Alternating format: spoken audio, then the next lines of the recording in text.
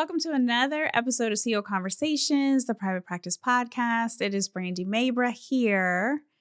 And are you thinking about starting a second location, but not too sure, or maybe a third location? Maybe I'm going to take it even a step further. Maybe you're like, you know what? I want to buy another practice, right? So we're going to dive into all the things for you to think about before you take those steps. Talk about my journey of opening up multiple locations when it comes to the practice side of things. And definitely make sure that you're set up for success if you're thinking outside the box for how you want to expand, definitely growing out of your space. All of these things can make a difference, and it can be really great and rewarding, but it can also be a setup for some stress if you're not careful. So let's go ahead and dive into it. If you buy a practice, is it in the right region, area for it to make sense? The details is what you have to focus on, not just the fact of, oh, we're busting at the seams, let's move. A lot of these questions you have to answer first before you even move on. Welcome to CEO Conversations, the private practice podcast. I'm your host, Brandy Mabra. This is your one-stop shop to learn the business side of your practice on a deeper level. On this show, we empower you to own your CEO status to scale your practice for growth, sustainability, and profit. Listen in as we talk about how to market your practice to gain more visibility, hire, build, and engage your ride or die dream team, create streamlined operations, and make financial decisions as a CEO. It's time to show up as a confident leader to create a practice and life you love. Let's get started. So sometimes you might be like, okay, is it time for me to open up a second location, or is it time for me to open up a third location? From my experience, I've had 21 plus locations, and let me go through some of the process and some of the telltale signs that have come up for when we knew that it was time to expand, and not just expand inside of the existing space that we had, but to expand in other area codes or other parts of town. Expand when it comes to services and having dedicated locations, like all the things. The number one thing that you have to look at is what's happening currently in your space. The biggest mistake that I see is where folks will jump into a second location because they're busting out of the seams of their first location, but they're not ready operationally for the second location, right? So marketing pipelines on point. You're running out of space. Maybe you're using like the break room, and the break room's now turned into an office, speaking from experience. Or maybe certain areas you're doing upfits and construction and taking half of the break room and maybe putting up a wall so that way you can have more space, all the things. And it sounds like, oh, we need more space. We need a second location. We need a third location, fourth location. But operationally, if things are a mess, what you're doing is you're going to step into that new space and you're going to be miserable because your operations processes and systems are not on point. If your team is not being held accountable already and you jump into a new space, you're just duplicating chaos is what you're doing. And so one of the best things that you can focus on as maybe you're upfitting and taking over break rooms or putting up the wall and changing things out in order for you to have the space make sense is to dive into operations. Dive into what does it look like from the front to the back, and how good are we with the documentation that we have, with the policy and procedures that we have? Do we have the right team in place? Who's going to stay at the current location? Who's going to move to the new location if that's possible? Really stepping into the vision. And the reason why is because it's easier for you to create something from a recipe compared to creating something from having to, like, we don't have policy and procedures. So we're going to open up a whole nother location. We still don't have policy and procedures. We don't really have the right team in place. And now we have another location and I don't have the right team, but now I need another team member to help out at the other location. We want to expand services, but we're not really too sure what our business culture is, what our brand is, what our mission is, what our vision is, why we're doing what we're doing.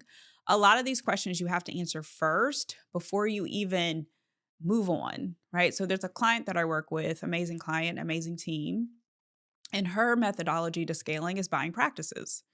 Well, that's a whole other can of worms. I love it. I love it. I love it. I love the outside of the box thinking, but it's the same thing. Like, what's the processes? What's the procedures? From my experience, having to go in, post acquisition, post buyout, and having to train up a new team, one of the key things that we had to rely on was the documentation. Making sure that the systems made sense, making sure that the intake forms made sense, making sure that as you're maybe implementing your EHR system, do people know the difference between the Main Street location and the Smith location? Like those types of things have become so important when we're thinking about the details, right? The details is what you have to focus on, not just the fact of, oh, we're busting at the seams, let's move. There is so much goodness. You might need a transition team, and have a really good understand. So the exercise podcast episodes way back, but there is an exercise, and the podcast episode is your team an asset or a liability? But one of the exercises in that episode talks about rating your team. So that's a really great exercise for you to do before you even think about moving, is rating your team. The other thing is to get very clear on where do you want to move at, right? So if you have patients who are driving 30 minutes away or an hour away, or maybe they're driving from like a suburb, do you know if that's a good place for you to move to? There have been locations where it sounded good and we've opened there, and then we've had to close them down because we didn't have the pipeline. And once we actually took a deeper dive into like the market and the area, we recognized like, oh, the community probably wasn't a good fit, right? So here's a very clear example. But I was part of a cardiology practice. So for those of you who maybe do not know me, I have expertise in a number of different specialties, from cardiology, primary care, urgent care, allergy and asthma, ophthalmology. And at this point with the clients that I work with, OBGYN, mental health, psychology, psychiatry, chiropractic, physical therapy, speech therapy, all the things. I don't want to take up I could keep going. But anyway, so I work with a lot of different specialties. And with this particular cardiology practice, we had opened up a whole location, a lot of resources went into it, team went into it, and the pipeline was going to be fed from this really great, huge, active community for 55 plus. Prime real estate for a cardiology practice, you would think. We were in a medical office building. Across the hall was a really great primary care office.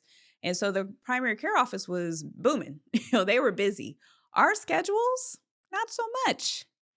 We were so confused. Like, what do you mean? Like, it should be a good match. You want to know why it wasn't a good match? Because the community was an active community. And when you're active, you don't really have heart problems, right? You don't really need to see the cardiologist the way that you would think about. Blood pressure's under control, cholesterol's under control. You have your primary care who can help with some of that. You don't really have folks who are needing open heart surgery or having to have stents put in when you are active and living your best life, because this community, it looked like a vacation 24/7, right? Like just for older people. I don't want to be, but older people. It wasn't a good alignment and it wasn't a good fit. And so when we're thinking about the second location, third location, fourth location, or whatever number you're on, is it in alignment with the services that you provide? And can you automatically know, based on the other businesses that are there, everything that's happening around you, can you create a pipeline?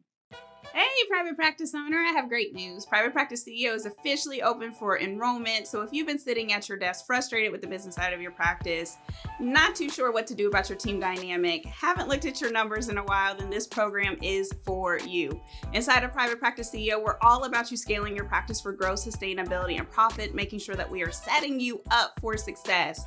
So that way you can leverage your practice. You can have freedom of time in your practice, and you don't have to sit there burned out, frustrated, and overwhelmed overwhelmed because you're not sure what to do next.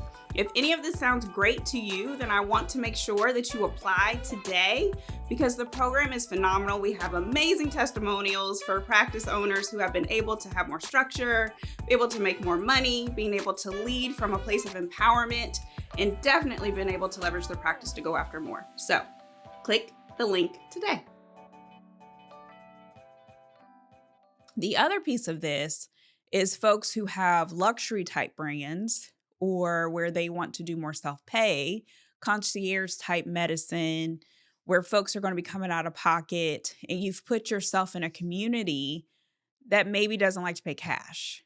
That's a misalignment, right? So even when you're thinking about the practice that you might buy and what your mission is and what your vision is. If you buy a practice, is it in the right region, area for it to make sense, right? Is like you have to pay attention to those details. It's so easy to get caught up in, oh, this space is available, or I want to buy a location, but you have to fill your schedules and you have to make sense when it comes to the money. And if not, all you've done is double your expenses. You've doubled the stress, especially if you're already stressed out in your first location. All you're doing is just putting more stress on yourself for the second, third, fourth, or whatever location that you're doing. So if this sounds familiar, where like we have a wait list, we're definitely busting out the seams, then I want you to stop and I want you to sit down and get the clarity that you need for what are you building, why are you building it, what needs to happen with your team. What else can you do? Are you ready? Are you prepared for that? Who's going to staff the new location? What's the vision? What's the mission? Who are the patients that you're going to bring in? What type of payment models can you actually put inside of the practice if you move to a certain region?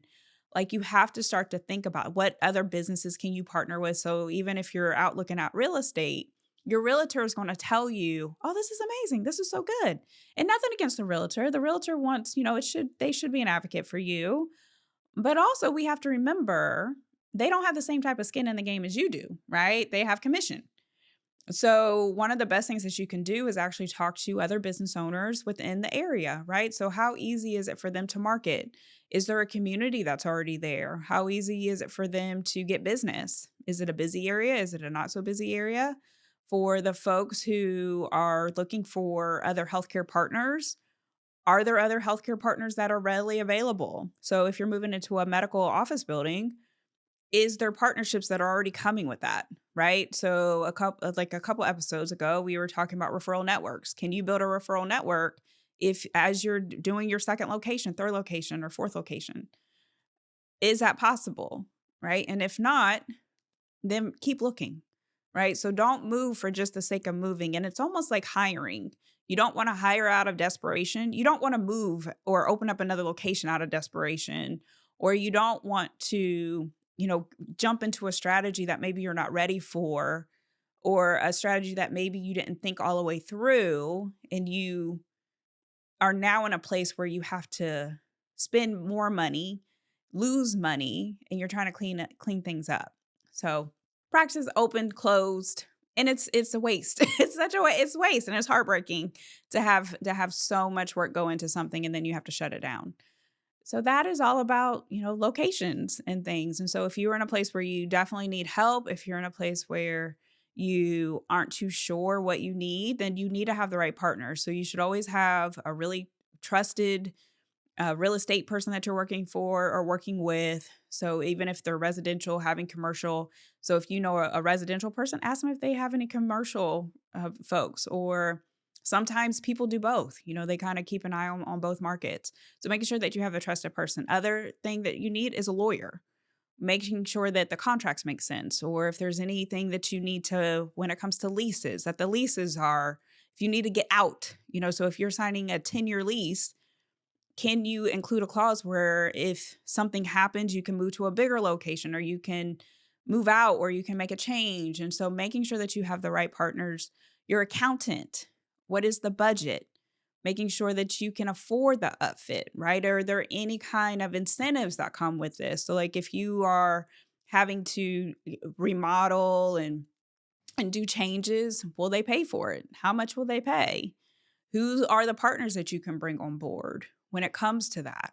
So that could I could probably go into a whole other episode about all the things that you need to go through when it comes to construction. There's some horror stories that I've gone through myself. And then I know there's horror stories that our clients have gone through that can last sometimes very years, just depending on the situation.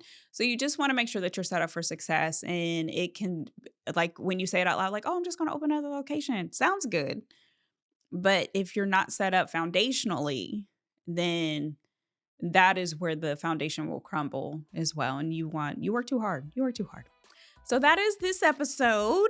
I hope that this is helpful. Again, if you need any other tools or resources, definitely go ahead and see the link in the show notes for Private Practice CEO. We are currently enrolling, and I hope to talk to you guys soon. Bye. Thanks for listening today. I hope you enjoyed the episode and it empowers you as the CEO of your practice. If you enjoyed the podcast, please make sure you subscribe, share the message, and leave a review. If you want more information and support in growing and scaling your practice, click the link in the show notes to take advantage of our free resources or apply to work with me directly. Thanks again, and I'll see you next time.